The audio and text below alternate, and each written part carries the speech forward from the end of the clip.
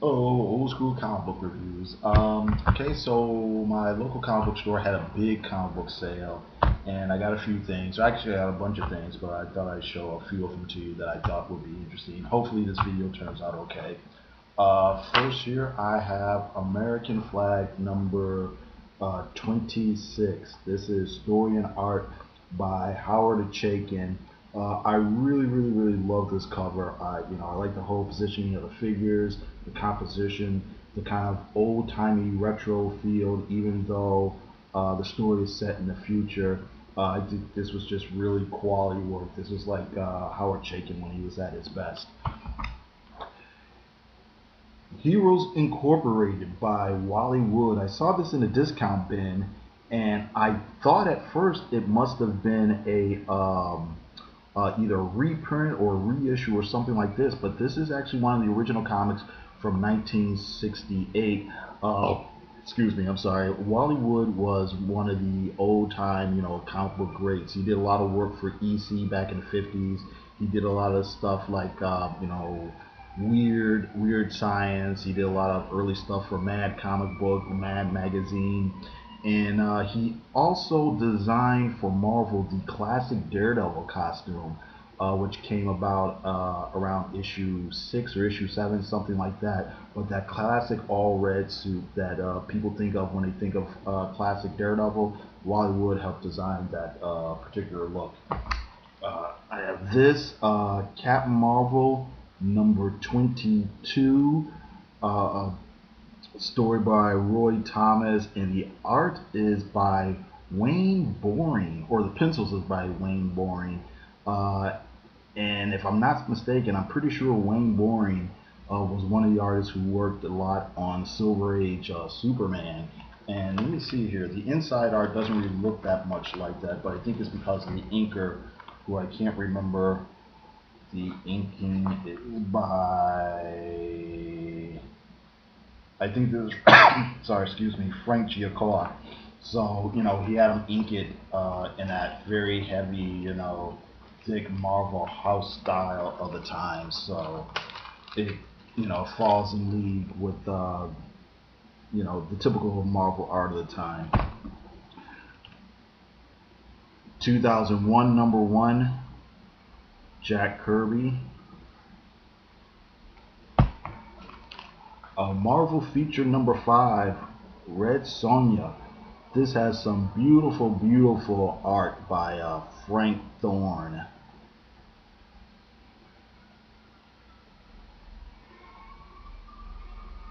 Okay. I got Lois Lane number 135. I basically just bought this cover because of the cover. It just sort of cracks me up. You've got Lois Lane tied to a truck. The truck is going over a cliff, and then you've got Superman like flying away, and he's like, "Well, so long." It just cracked me up. Ragman number 1. Nice Joe Kubert cover here. War is Hell number 1.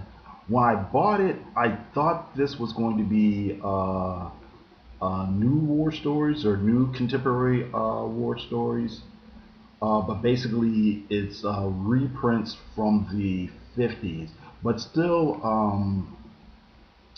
really nice stories. They're not super great, but they're pretty good for what they were. One of the stories is by Al Williamson, who was another comic book veteran, and his cover is by Herb Trimp or Trimpy. I'm not too sure how to say his name, but he was one of the major artists on the Incredible Hulk during the mid 70s, or yeah, mid 70s for a while anyway. So, okay, uh, New Gods, New Gods number 9, Jack Kirby, of course. Oop.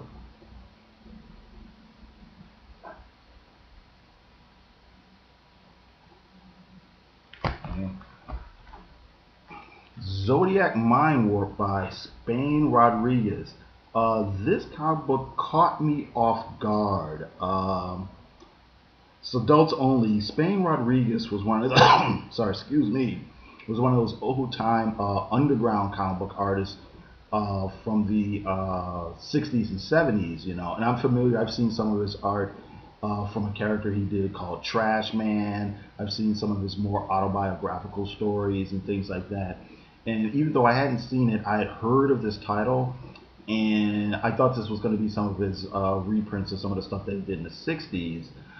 Um, but what it really is a reprint of stuff he did for like adult I don't know, I guess you'd say adult publications and things like that from the 70s. So a lot of these stories are really explicit and pretty X-rated. I mean, I can't show you 95% of the pages that are in here. And you know, I don't have a big problem with it. I mean, you know, it is what it is or whatever. And it says adults only right here on the cover.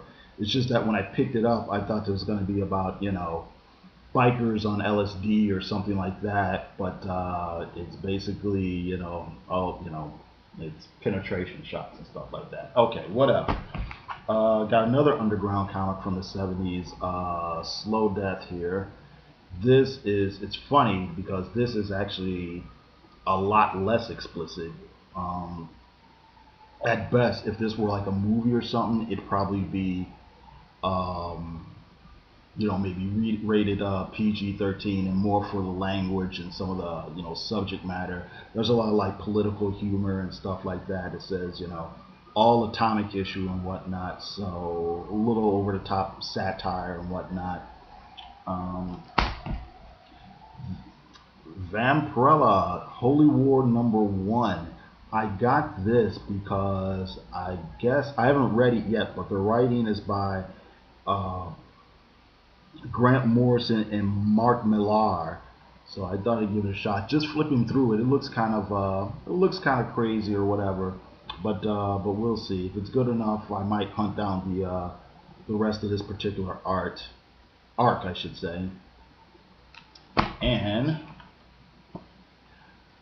I got this. This is, I don't even remember what issue number this is, but this is another Vampirella story arc, and I basically just got this because of the cover. I think this is Mike Mayhew.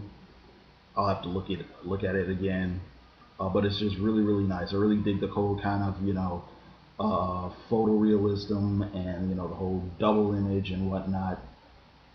And I think it's really neat, really cool looking. And speaking of TNA, this is from Marvel Comics. It's not specifically a Marvel Max title, but uh, it is a mature readers title. Your mature content. It's called Sky Doll. It's a reprint of, I guess, this European strip, kind of a science fiction-y, sexy science fiction-y type thing. I actually thought I read about it. I actually thought it was going to be more explicit than it really is. It's really not that bad. It's not that extreme. Kind of would put you in the mindset of something you would have seen in Heavy Metal magazine back in the day, only not quite as raw. You know what I mean? Not quite as raw, not quite as out there or over the top. It's actually quite kind of I don't know. Like I said, it's kind of a sexy strip, but it's also kind of cute and charming at the same time. You know, not gross or anything like that. And I also got uh, Crazy magazine. Crazy was Marvel Comics' attempt back in the 70s to do a Mad magazine type of comic book or magazine type of thing, humor mag. So it's pretty much followed the same sort of formula. You know, you have movie and TV parodies, and you know, little gags, slice of life things, little jokes on stuff that was going on in society at the time. For people who might not be familiar, these characters here. This is Henry. This is supposed to be Henry Winkler as the Fonz from Happy Days. This is Donnie and Marie Osmond. They used to have a variety show at the time. It was mostly music and singing, and split up with like comedy skits and things like that. This is Lee Majors as the $6 Million Man, very popular at the time. Of course, we have Linda Carter as Wonder Woman. Of course, Darth Vader, Star Wars was big. And this here is supposed to be John Travolta. At the time, John Travolta was a star, or I should say the most popular person, on a sitcom called Welcome Back Kotter, and he played a character called Vinny Barbarino, who was kind of this, really handsome, hunky type guy who was kind of slightly dim-witted or whatever, and that's why he looks like this or whatever.